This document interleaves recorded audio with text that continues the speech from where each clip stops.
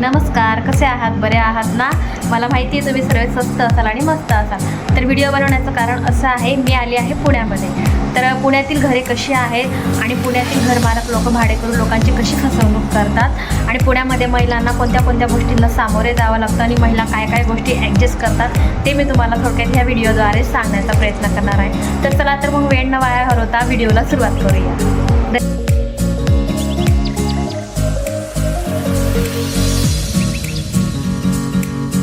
तर हा आहे आपला एंटर एरिया. हा मेन दरवाजा आहे, पडदा लावलेला आहे. हा मेन दरवाजा. त्यानंतर ही आहे छोटीशी स्लायडिंगची खिडकी. छोटीशी आहे स्लायडिंगची खिडकी. हे बघा, ही अशी ओपन होते आणि समोर पण बिल्डिंग आहे. तर आता ही खिडकी आपण लावून घेऊया. मी नेहमी खिडकी बंद ठेवते कारण समोरून सर्व आतमध्ये दिसतं, त्यामुळे मी खिडकी नेहमी बंदच ठेवते. आणि हा आहे आमचा टी व्ही. इथे जार ठेवलेला आहे. टी व्ही आम्ही लावलेला नाही आहे कारण मी ड्युटीला जाते, माझे मिस्टर ड्युटीला जातात, त्यामुळे आम्हाला वेळ नसतो टी व्ही लावायला. त्याच्यामुळे आणि आम्हाला शॉप पण माहिती नाही आहे इथले, म्हणून आम्ही टी व्ही लावलेला नाही. असंच खोक्यामध्ये पॅक करून ठेवलेला आहे. आणि इथे मी आमचं सामान ठेवलेलं आहे. मी इथं कपाट वगैरे काही आणलेलं नाही आहे. तर या बॅगमध्ये कपडे आहे, ते वरती असे कपडे ठेवलेले आहे. आपले रोजचे लागणारे वस्तू आहेत, म्हणजे जसं काही body lotion, powder, parachute bottle, shampoo, body cream असं ठेवलेलं आहे वरती. इथे हा फक्त एकच कडप्पा दिसेल तुम्हाला. हा एकच कडप्पा आहे. आणि तर अशा प्रकारे हा हॉल आहे. तर इथे मी गादी ठेवलेली आहे आणि इथं अंथरूण ठेवलेलं आहे. आणि बघा तुम्ही घराची पोझिशन तुम्ही बघू शकता कशी आहे. कलर बघा पूर्ण निघालेला आहे, पूर्ण कलर निघालेला आहे. हा हॉलचा एरिया आहे, मला पूर्ण दाखवते इथून. हा असा इतका मोठा हॉल आहे. आणि वरती आहे कॅलेंडर लावलेला आहे, जुलै महिना चालू आहे. तर हा होता आपला हॉलचा एरिया. तर मी आता तुम्हाला किचनकडे घेऊन जाते. किचन आहे पूर्ण हॉल. मी तुम्हाला पूर्ण हॉल दाखवते लांबून, तुम्ही बघू शकता पूर्ण. आता मी किचनकडून शूट करत आहे. तर हा आहे आपला किचन एरिया. तर किचन एरिया तुम्ही बघू शकतात, मी अशा प्रकारे मांडणी केलेली आहे. तर इथं कपडे टांगलेले आहे. तर कपडे टांगायला सुद्धा इथं जागा नाही आहे. इथं त्यांनी कपाटी वगैरे काहीच दिलेले नाही आहे, कडप्पे वगैरे काहीच दिलेले नाही आहे. त्याच्यामुळे मला असे कपडे टांगून ठेवावे लागतात. आणि अशा प्रकारे त्याच्यामुळे इथं कडप्पे नसल्यामुळे इथं भरपूर तुम्हाला खिडे ठोकलेले दिसतील. तर असे खिडे ठेवलेले आहे. मग मी असं सामान लावलेलं आहे वरती. इथे काही खाण्यापिण्याचं सामान आहे. त्यानंतर मी अशा प्रकारे इथे डबे ठेवलेले आहे. आणि हा आहे किचन. तर किचन बघा किती छोटासा आहे. आणि इथे त्यांनी हा बेस कशासाठी मोकळा ठेवला आहे त्यांनाच माहिती. जर हा किचन जर इथपर्यंत मोठा राहिला तर बेस फार मोठा मिळाला असता महिलांना वापरण्यासाठी. आणि मेन महत्त्वाची गोष्ट म्हणजे त्यांनी सिंकसुद्धा दिलेलं नाही आहे, जेणेकरून महिला भांडे घासू शकतात किंवा काही स्वयंपाक वगैरे करताना हात धुवू शकतात. त्याच्यामुळे खूप प्रॉब्लेम येतो महिलांसाठी. तर इथं सिंक दिलेलं नाही आहे त्यांनी. आणि इथं पण मी भांडी लावलेली आहे. इथं मिक्सर, सिलेंडर. आणि सिलेंडरला सुद्धा त्यांनी आता ही जागा सिलेंडरची असल्यामुळे त्यांनी इथं आतमध्ये असं सिलेंडरची वायर जाण्यासाठी जागा दिलेली नाही आहे. तर तुम्ही बघू शकता, त्यामुळे सिलेंडर मी या साईडला लावलेला आहे. आणि बघा तुम्ही घराची स्थिती कशी आहे. इतकं स्वच्छ आहे घर, ते तुम्हाला आता काय सांगावं. तुम्ही बघू शकता. आणि इथे ही छोटीशी खिडकी दिली आहे. खिडकी मी नेहमी बंद ठेवते. आणि आता मी लाईट लावलेला आहे. लाईट लावला आहे म्हणून इतकं उजेड तुम्हाला दिसत आहे. आणि जर लाईट बंद असला तर घरामध्ये अजिबात प्रकाश येत नाही, खूप अंधार. आणि इथे ना नेहमी असं ओलसर असतं. खाली स्टाईलसुद्धा ओलीच असते. आणि मेन महत्त्वाचं म्हणजे इथं पॅकिंग बाथरूम नाही आहे. हा महत्त्वाचा मुद्दा. इथं पॅकिंग बाथरूम नाही आहे. आणि जर कोणी आंघोळीला गेलं तर ह्या खिडकीमधून सर्व दिसतं. आणि मागेसुद्धा गॅलरी आहे, भाडेकरू लोक तिकडने वापरत असतात. आणि तुम्हाला आता बाथरूम दाखवते, बाथरूम किती अस्वच्छ आहे ते. हे बाथरूम आहे.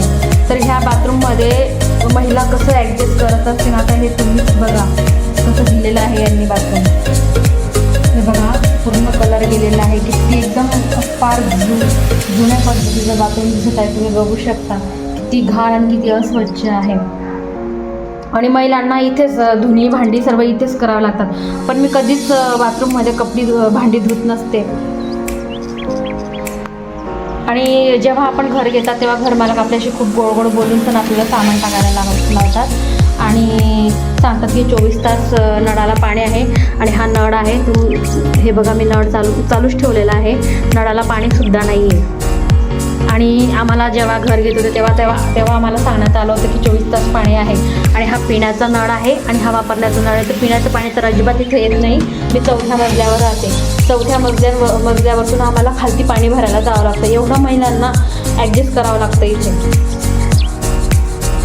तर अशा प्रकारे आहे हे बाथरूम.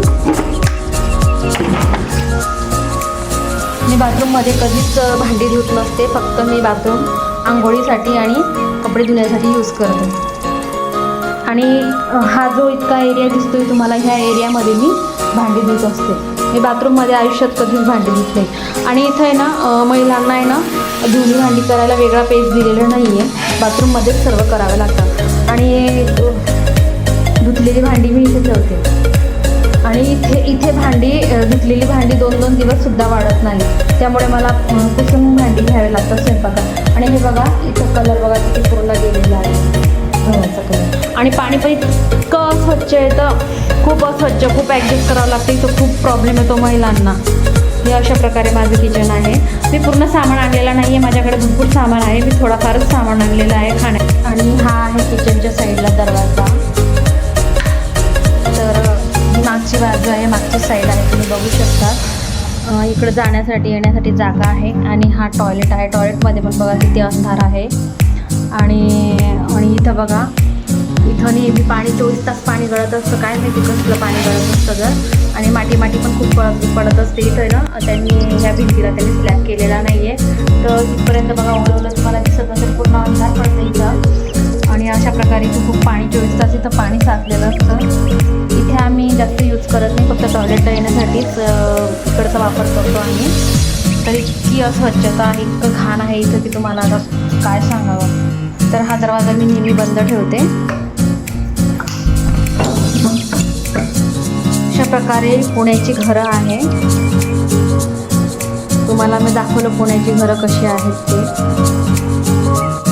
तर मगाशी तुम्ही पूर्ण व्हिडिओ बघितला आणि पुण्यातील घर कसं आहे आणि कसं महिलांना सामोरे जावं लागतं हे मी तुम्हाला दाखवण्याचा प्रयत्न केला. आणि इथले घरमालक लोक कशी फसवणूक करतात. त्यांनी आम्हाला सुरुवातीला सांगितलं की 24 तास पाणी आहे. आणि इथं आल्यावर कळलं की 24 तास पाणी नाही आहे. रोज पाणी सोडतात. ते फक्त 15 मिनटं सोडतात. आणि पाणी घ्यायला आम्हाला 4थ्या मजल्यावरतून खाली जावं लागतं पाणी घ्यायला. आम्हालाच नाही तर सर्व जितके पण भाडेकरू आहेत ते सर्व भाडेकरूंना खालच्या मजल्यावर पाणी भरायला जावं लागतं. आणि हा एरिया पूर्ण भाडेकरू लोकांचाच आहे. सर्व भाडेकरू लोक इथं असतात.